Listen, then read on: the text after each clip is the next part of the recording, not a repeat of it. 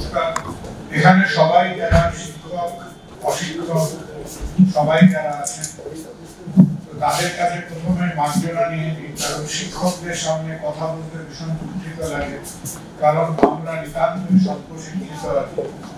তো আমাদের শিক্ষার মধ্যে যে পাঠ্যক্রমগুলো আছে সেগুলো মাফ করে দেবেন। তো কম বেশি 80 বছর আগে মোটামুটি একই দিনে একই সময় ওই 9ই অগস্ট সকাল 11টা নাগাদ পৃথিবীর বুকে দ্বিতীয় অ্যাটম বমটা ফেটেছিল নাগাসাকিতে।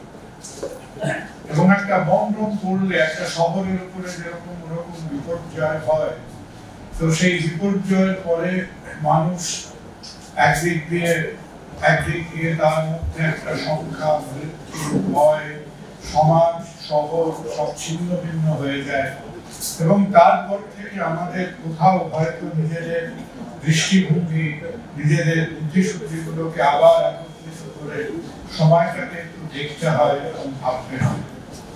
তো মোটামুটি সেই রকম ভাবে একটা কথা আপনাদের সঙ্গে আজকে মনে করবো যে যেখানে 9ই অগস্ট 2024 পর থেকে সময়ের যে ধারা, একবার আইনস্টাইনকে জিজ্ঞাসা করা হয়েছিল যে হোয়াট ইজ টাইম, তো তাকে আইনস্টাইন উত্তর দিয়েছিলেন যে time was a succession of events. তো সময় এবং বিভিন্ন ঘটনা আমাদের যেখানে নিয়ে এলো সেখানে কতগুলো কথা কিন্তু আমাদের খুব পরিষ্কার হবে না, এখনো চিন্তা ভাবনাগুলো খুব পরিষ্কার হবে না, কিন্তু যতটা তার মধ্যে আমরা হয়তো একটু অবজেক্টিভিটি আনতে পারি। প্রথম ভাবা যাক যে 9ই অগস্টের যে ক্রাইম, 9ই অগস্টের যে একটা নির্যাতন, একটি অসহায় কর্মরতা মেয়ের উপরে যে নির্যাতন হয়ে এলো, প্রথমেই মনে রাখতে হবে যে সেই ক্রাইমটা ঘটেছিল একটা মেডিকেল ইনস্টিটিউশনের মধ্যে হয়েছিল, যেখানে নানান রকম doctor, nurse, supporting workers etcetera সবাই কিন্তু আমরা তার চারিদিকে দাঁড়িয়েছিলাম।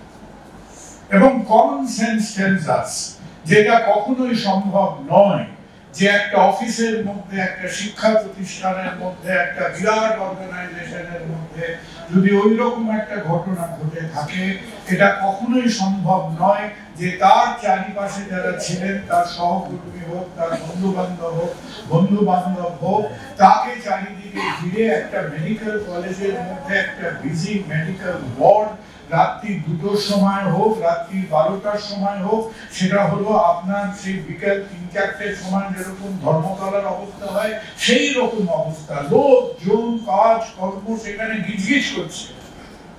সুতরাং তার চারিপাশে কেউ কিছু জানতে পারেনি, দেখতে পারেনি, এটা হতে পারে না। তারপরের থেকে এখন যে সিবিআই ইনভেস্টিগেশন হচ্ছে এবং সিবিআই হয়তো দফায় দফায় যে আপডেট দিচ্ছে তারা ঠিক নিজেদের মতো করে। এখন যদি আমরা ধরে নিই যে সিবিআই এর সেই ইনভেস্টিগেশনের প্রথম যে শর্টকামিং, সেটা হচ্ছে আপনারা সবাই জানেন, বলতে বলতে লোকের চোয়াল ব্যথা হয়ে গেছে, যে বায়োলজিক্যাল এভিডেন্স বলে কিছু নেই, photographic evidence of that crime does not exist.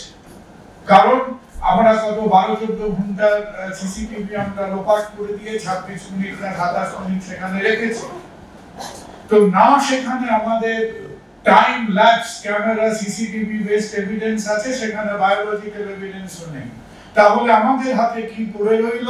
আমাদের হাতে পড়ে রইল যে আরজি করের ভেতর থেকে তার সহপাঠী, তার কলিগ, তার সঙ্গে যারা ডিউটি দিত, সেই ডক্টর, নার্স, হেলথ ওয়ার্কারদের তাদের জবানবন্দি, তাদের অ্যালিবাই হচ্ছে একমাত্র সোর্স অফ এভিডেন্স, যেটা সিবিআই এর কাছে আজকে বলতে হবে। আমরা আশা করি না যে মুহূর্তে বিভিন্ন সোশ্যাল মিডিয়ায় কেউ যেমন মধ্যে কোথাও কোনো মুখরোচক খবর বেরিয়েছে, এক একটা লিক হচ্ছে, we don't expect it। ওগুলো ইনফ্যান্টাইল, পিওরাইল, ইমম্যাচিওর কথাবার্তা, ওইভাবে এই কথাবার্তা হতে পারে না। কিন্তু আপনাদের মাধ্যমে একদম সাধারণ মানুষ, আমি চিকিৎসক কি রাস্তা ঝাড় দিই, কমপ্লিটলি ইম্যাটেরিয়াল। কিন্তু এই শহরের একজন মানুষ হিসেবে সেই আর্থিকরের 8ই আগস্ট 9ই আগস্ট রাতে যারা ছিলেন প্রত্যেকটি মানুষের কাছে আজকে is probably one of the last request যে আপনাদের যে বলার আছে নিশ্চয়ই সিবিআই বোধহয় মধ্যে 150-200 লোককে তখনকার যারা ছিলেন তাদের তারা অলরেডি ইন্টারোগেট করেছেন। কোন একদিন নিকট ভবিষ্যতে যখন সিবিআই তার ফাইনাল রিপোর্ট সাবমিট করবে আমরা যেরকম আছড়ে পড়েছি, আমরা যেমন হাজারো হাজারো লক্ষ লক্ষ লোক ছেলে মেয়ে রিকশাওয়ালা টিচার কর্মী ডাক্তার গৃহবধূ প্রত্যেকে যে রাস্তায় নেমেছেন justice for Tilottama, justice for Abhaya, justice for RG Kar বলে, আজকে তার একটাই প্লেন সিম্পল আরজি হাত জোড় করে রিকোয়েস্ট, যা বলার আছে সময় থাকতে বলুন। আজকে আমরা যদি সেই কথাগুলো নিজের মধ্যে রেখে দিই নিশ্চয়ই তাদের মধ্যে ভয় আছে, তারা টেররাইজ, সবাই আমরা জানি আরজিকরের পরিস্থিতিটা একটা অত্যন্ত নোংরা জঘন্য টাইপের পরিস্থিতি ছিল। কিন্তু সেই কথাটা যদি আজকে এখনো আমাদের মনে তালা চাবি দিয়ে আজকে 5 জন 10 জন 15 জনের মধ্যে যদি সেটাও একটা অজ্ঞাত কথা হয়ে থেকে যায়, তাহলে আমাদের অভয়া তিলোত্তমা যে নাম দিয়েই ডাকি না কেন তার কাছে that will be the single biggest injustice that we can do to the memory of that girl today. আবার বলবো, আমি আরজি করে গিয়ে বলেছি, এই কথাটা বলতে ভালো লাগে না, কিন্তু আমাদের একেবারে প্র্যাকটিক্যাল বাস্তব পরিস্থিতিটা সামনে দেখতে হবে। সিবিআই যখন আলটিমেটলি তার কেসটা মানুষের সামনে আনবেন, one part will be direct crime R second part will be evidence নিয়ে যে 9/6 হয়েছে সেই ব্যাপারগুলো। এভিডেন্স নিয়ে 9/6 এর কেসটা হয়তো অনেক জোরদার কেস হবে, কারণ সেই নিয়ে অনেক তথ্য প্রমাণ সিবিআই এর হাতে আছে। কিন্তু দিস ক্রাইম, এই ক্রাইম সংক্রান্ত যে কেসটা, এই কেসটা নিয়েই যে আমরা আজকে সবাই ভাবছি জাস্টিস জাস্টিস জাস্টিস, এই জাস্টিস আসতে গেলে আমাদের নিজেদের যা যা ভয় কুণ্ঠা ইতস্ততবোধ যা আছে সেগুলোকে একটু কাটিয়ে উঠে এই ঘটনাগুলোকে আজকে তাদের সামনে রাখা ছাড়া আমাদের বিন্দুমাত্র কোনো উপায় নেই।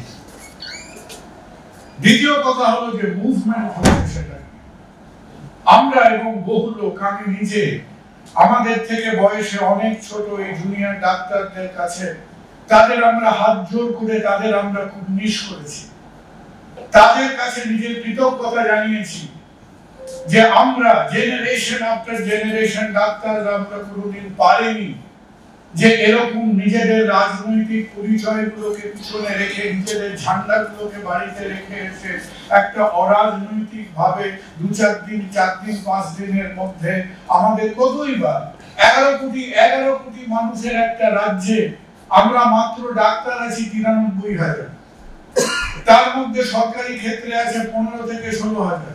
আমরা কি, আমরা তো সিন্ধুতে বিন্দু। তো আমাদের মতো একটা প্রফেশনাল গ্রুপ যারা কিনা 5টা ডাক্তার থাকলে 6টা পার্টি থাকতো, 7টা অ্যাসোসিয়েশন থাকতো, যে আমাদের মতো একটা আত্মকেন্দ্রিক স্বার্থপর পেশাকে লোকে একসাথে আনতে পেরেছে 3-4 দিনের মধ্যে, তার জন্য তাদের কাছে আমরা কৃতজ্ঞ, we salute, we appreciate them। কিন্তু সেইখানে দাঁড়িয়ে 2রা অক্টোবর তাদের কাছে অনুরোধ করব, please do not let the identity of this movement get diluted. সাত দিয়ে মাঝ থেকে কোনো লাভ নেই। আজকে আমরা যদি বলি যে না, যে মুভমেন্ট অগাস্ট থেকে চলছে সেই মুভমেন্টে এগোতে এগোতে 2রা অক্টোবর আর এক ভারতবাসীর জন্মদিনের দিন, সেটা তো ইনএভিটেবলি সেই আমাদের যে রং পাল্টানো সরীসৃপের মতো তারও তো রং পাল্টে সে কোনো না কোনো সে অবধারিত সে একটা রাজনৈতিক ধরন নেবে, রাজনৈতিক চেহারা নেবে। That will be the single biggest injustice to the memory of this girl. The default political occupation of this movement must not happen. আমাদের মধ্যে যদি সেই স্বচ্ছতা থাকে, আমাদের মধ্যে যদি সেই সিনসিয়ারিটি অফ পারপাস থাকে, তাহলে যেভাবে এই মুভমেন্ট আজকে 9 তারিখ 10 তারিখ অগস্ট থেকে শুরু হয়েছিল, আমাদের সেই জুনিয়রদের নেতৃত্বে যেন এই মুভমেন্টের এই চরিত্র এবং এই পরিচয়টা বজায় থাকে।